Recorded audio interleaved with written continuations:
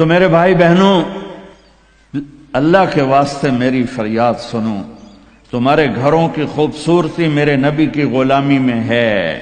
یہ ڈبل جابیں چھوڑو، یہ بڑے بڑے گھروں کی دوڑ چھوڑو، بڑی بڑی گاڑیوں کی دوڑ چھوڑو، اپنے گھروں کو بچاؤ اللہ کے واسطے، چونکہ یہاں کی نسل خطرے میں ہے۔ پاکستان میں کوئی برے سے برا بچہ بھی ہوگا تو ایتھیسٹ نہیں بنے گا، اسلام نہیں چھوڑے گا، یہاں اسلام چھوڑ دیتے ہیں۔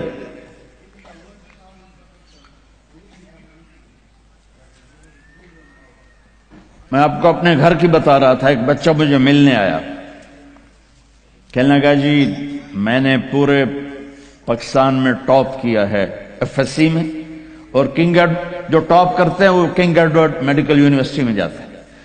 تو 2 دفعہ میں خودکشی کی کوشش کر چکا ہوں، پلز کھائیں، گولیاں، لیکن وہ زندگی تھی، بچ گیا۔ میں نے کہا بیٹا تو چھوٹا سا ہے، تو نے یہ خودکشی کی کیوں یہ تو نے قدم اٹھایا؟ کہا جی میرے امی اور ابو اتنا لڑتے ہیں کہ ڈسہارٹڈ ہو کر میں 2 دفعہ خودکشی کی کوشش کر چکا۔ ماں اور باپ کی لڑائی نے اتنے بریلینٹ قابل بچے کو مرنے پر مجبور کر دیا۔ کوئی بھوک نہیں تھی، سوکھے تھے، اچھے خوشحال گھرانہ تھا، لیکن خامد بھی بد زبان، بیوی بھی بد زبان، تو بچے خودکشی پہ آ گئے۔ بھائیو، اگر آپ اپنے آپ کو خوبصورت بنانا چاہتے ہو، دیکھو میں ہاتھ جوڑتا ہوں، سب دیکھو، اس زبان پر قابو پا لو۔ یہ زبان خوبصورت ہو گئی، دل جڑ جائیں گے۔ بہ گئی پیما فتوی نہ ٹھوک دو۔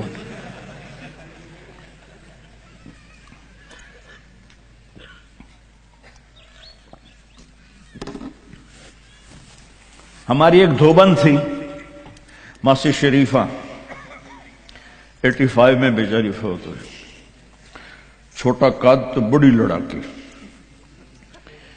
تو وہ ایک دن آئی میری بہن کے پاس، کہنے کہ بی بی اے میری نوواں بڑیاں لڑدیاں میرے نال، 4 بیٹے تھے 4 بہن، تو میں نے کوئی تویز دے، چاروں میری نوکر بن جاؤں۔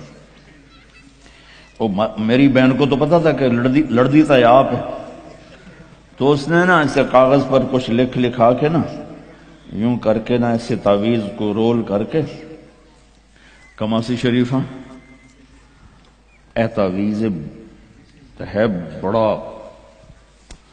سانپ کے رکھڑ آنا، جب تیری لڑائی ہونے لگے تو نے یہ تعویذ ایتھے رکھ کے چک مار دینا ہے۔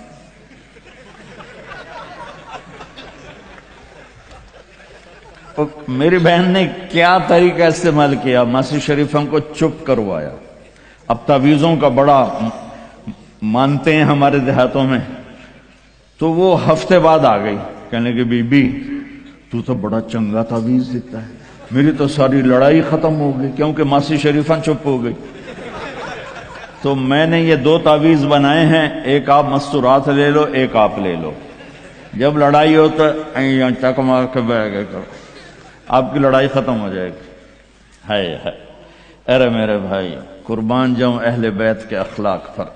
امام زین العابدین کو گالی دینا نبی کو گالی دینا ہے۔ حضرت حسین جن سے نسل چلی، ان کو ایک آدمی نے گالیاں دی ننگی، وہ یوں منہ کر کے بیٹھ گئے۔ ہائے ہائے ہائے ہائے،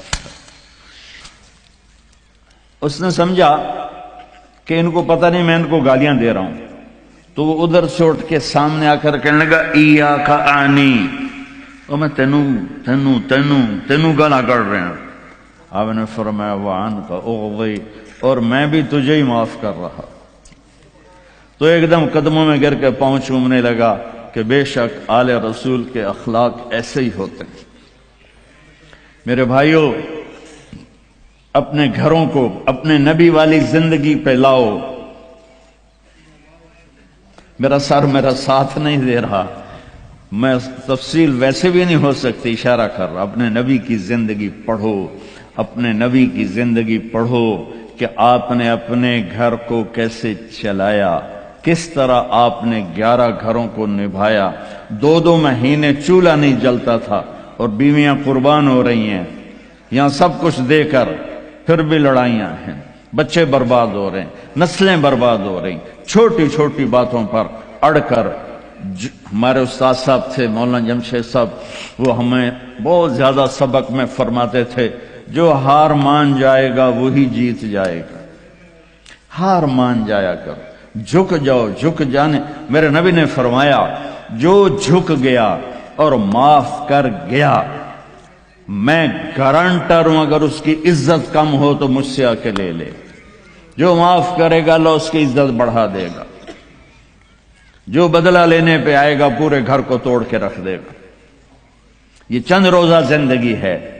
میرے نبی کی 2 سنتیں لے لو، ایک زبان پہ قابو، یہ اس زبان پہ قابو پا لو، اس زبان پہ قابو پا لو، اس زبان پہ قابو پا لو، تو آپ کے گھروں کے 90% مسائل ختم ہو جائیں گے۔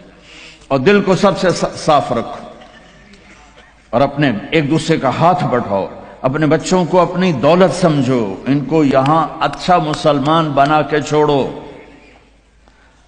اب یہ نسل یہاں رہنے والی ہے، واپس نہیں جائے گی، نہ تم جاؤ گے نہ تمہاری نسلیں جائیں گی۔ ایک پٹھان کوئی بیٹھا ہو تو پہلے معافی مانگتا ہوں، تو ایک پٹھان کا خرگوش گم ہو گیا، تو لوگوں نے افسوس کیا کہ خان جی آپ کا تو خرگوش گم ہو گیا، تو وہ کہنے لگا ارے بھائی غم نہ کرو، ہم نے اس کو نسوار کھلایا ہوا ہے، جب نشہ ٹوٹے گا ہمارے پاس ہی آئے گا۔ تو تمہیں آسٹریلیا کی نسوار لگی ہے، تم پاکستان واپس جاؤ گے؟ نہیں جاؤ گے، ادھر ہی رہو گے۔ لہذا یہاں اس طرح زندگی سیکھو کہ آپ کی نسلیں اسلام پہ باقی رہیں۔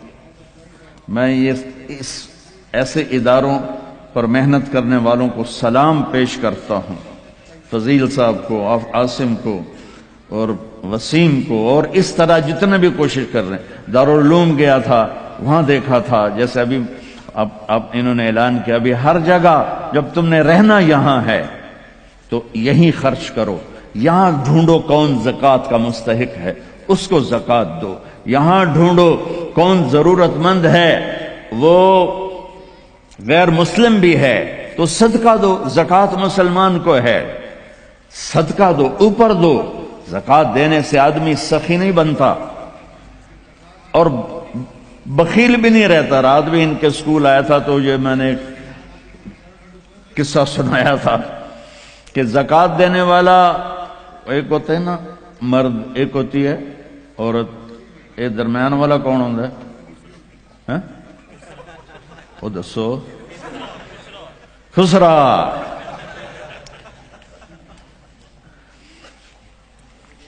تو زکوٰۃ دینے والے جو ہوتے ہیں نا وہ بخل سے نکل آتے ہیں، سخاوت میں جاتے نہیں تو وچکارلے بڑھ جاتے ہیں۔ تو صدقہ بھی دیا کرو۔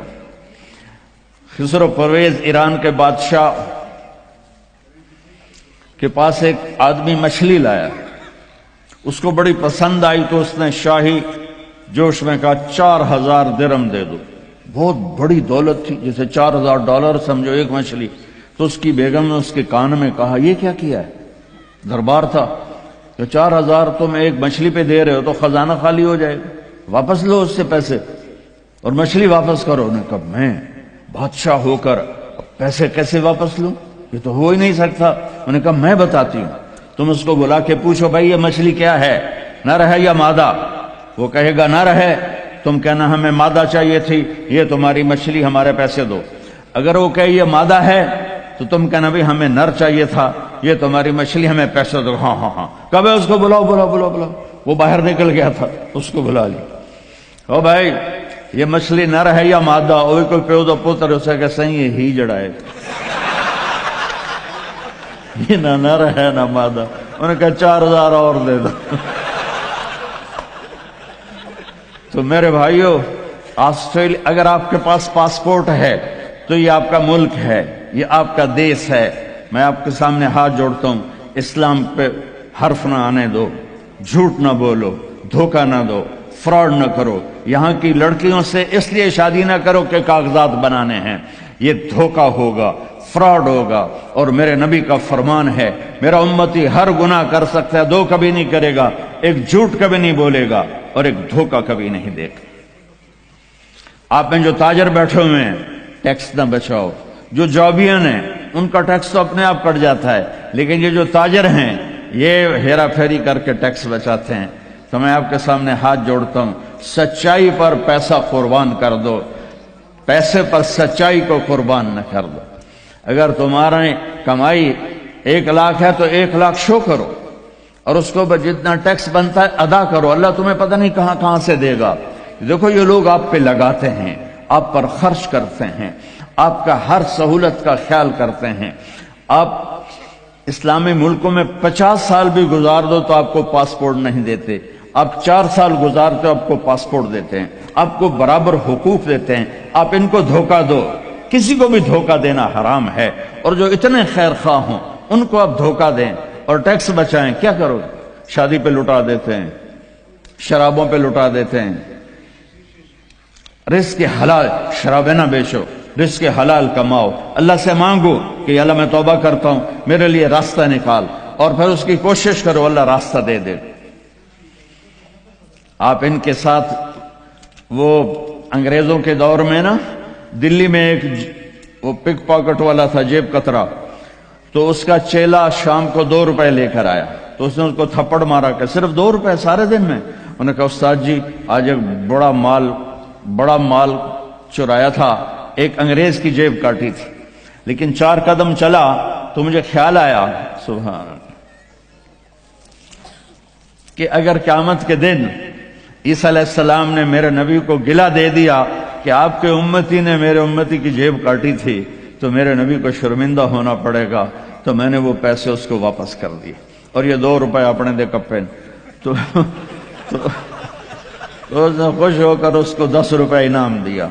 تو بھائیو دیکھو کل قیامت کے دن اپنے نبی کو شرمندہ ہونے نہ دینا کہ دھوکہ فراڈ۔ نوجوان شادیاں کرتے ہیں کہ پیپر بن جائیں، ریئل شادی کرو ٹھیک ہے، لیکن پیپر بنانے کے لیے اللہ کے واسطے ایسا دھوکہ۔ اب تاجر ہو اللہ کے واسطے ٹیکس نہ چراؤ، یہاں کے قانون کی پاسداری ان سے بھی زیادہ کرو۔